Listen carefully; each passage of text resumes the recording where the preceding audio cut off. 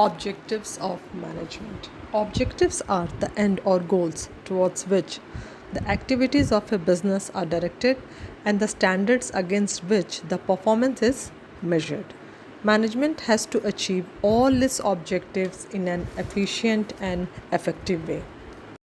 Objectives must be derived from the basic purpose of the business. Objectives can be classified into three major categories of any organization. They are organizational objectives, social objectives, and personal objectives. Let's see what are they. Organizational objectives can be taken as the survival, growth, and profitability. Social objectives, employment opportunities, less pollution, safety of employees, and fair trade. And individual objectives include better working conditions, peer recognition, and better salaries. We will discuss all these three objectives in detail one by one. Organizational objectives. It refers to the objectives for the whole organization. While fixing these objectives, management keeps into consideration the benefit of all the related parties, means all the stakeholders like owners, employees, customers, government, etc. This also fulfills organizational economic objectives, which are survival, profit, and growth. The basic objective of any organization is survival. Management must strive to ensure the survival of the organization. To survive, an organization must earn enough revenues to cover the whole cost. Profit. Only survival is not enough for any business. Management has to ensure that the business makes reasonable profit, which is an incentive for the continued successful operation of the company. So we can say that profit is essential to meet the cost of business and also to cover the business risk. And the last one is growth. It is important for the business organization to grow and expand their activities. To remain in the market, management must exploit fully the growth potential of the organization. Growth of a business can be measured in terms of increase in annual production, increase in number of products, sales turnover, number of employees, capital investment, market shares, etc. The next objective is social objectives. Social objectives of management involves consistently creating benefits or economic value for various constituents of the society. As we know that business organizations are the part of the society, they earn by using society's resources, so they must do something. It's their obligation to do something for society also. The main social objectives of organization are producing quality products at reasonable rates, generating employment opportunities, community progress and development by providing schools and creches to employees. In fact, most of the firms have taken upon themselves the concept of social responsibility as one of the most basic element of business objectives. Even using environment friendly methods of production also comes under their social objective. And finally, personal objectives. Organizations are made up of people who have different personalities, backgrounds, experiences, and objectives. They all become part of the organization to satisfy their diverse needs.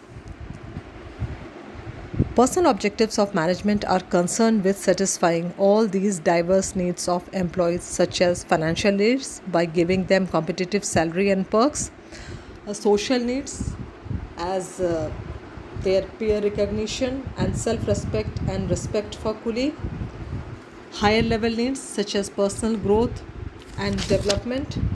Management has to reconcile personal goals with organizational objectives for harmony in the organization. then only they will be able to achieve all other objectives of the management or of the organization. Our next topic is importance of management. We all know that management is universal activity that is integral to any organization.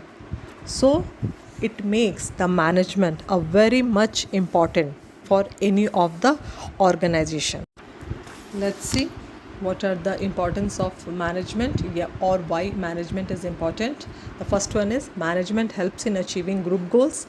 Management increases efficiency. Management creates a dynamic organization. Management helps in achieving personal objectives. Management helps in the development of society. I can say that already we have discussed all these 5 points right from starting when we started discussing the concept of management. We do management to achieve the group goals of the organization. The manager gives a common direction to the individual effort and they channelize them into or towards the achievement of the group goals. No doubt, management increases efficiency because the main aim of the management is to become efficient, that is, to reduce the cost of production.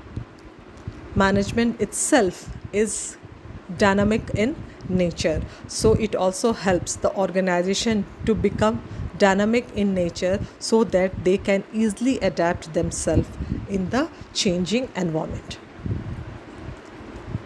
Just now we studied about the objectives of management. There we have discussed, or I have explained, how management helps in achieving personal objectives as well as social objectives. Nature of management. Management is as old as civilization. The management history often gives very confusing and conflicting views on the nature of the management. Different management thinkers have different views about the nature of the management. Some authors describe management as a science because they are well tested and experimented principles of management. On the other hand, some authors regard management as an art because more practice is needed in management. In addition, some practitioners consider that management is going towards the way of profession.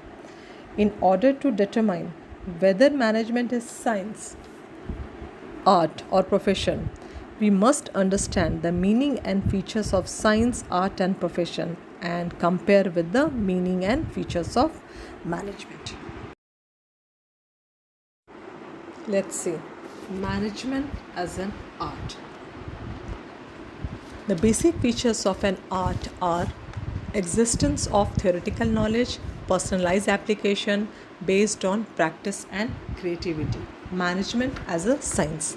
The basic features of science are as follows: systematized body of knowledge, principles based on experimentation, and universal validity. Now, management as a profession. Here, the characteristics are formal education and system, or we can say that well-defined body of knowledge, restricted entry, professional association, ethical code of conduct, and service motive. Management as science. The systematized body of knowledge is 100% applicable to management also, as management has also got certain principles and theories. Principles based on observation, experimentation. It is not 100% applicable because principles of management have evolved over a period of time based on repeated experimentation and observation, but because it is being applied on human being, so the outcome of these experiments are not capable of being accurately predicted or replicated. That's why management can be called as inexact science. And the third one is universal validity. Principles of management are not as exact as the principle of science. Their application and use is not universal. They are used universally, but they have to be modified according to the given situation. The next one is management as an art.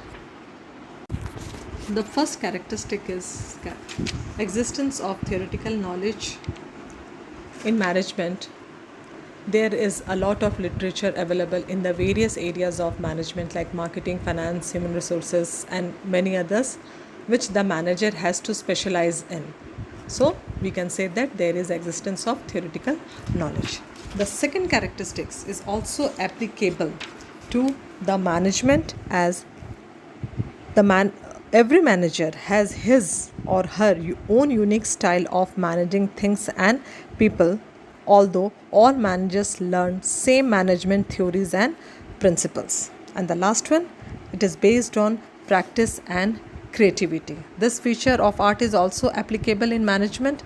A good manager works through a combination of regular practice, creativity, imagination, initiative, and innovation. Over a period of time, they gain vast experience and formulates their own theories for use in the given situation. This gives rise to the different styles of management. And finally, management as a profession.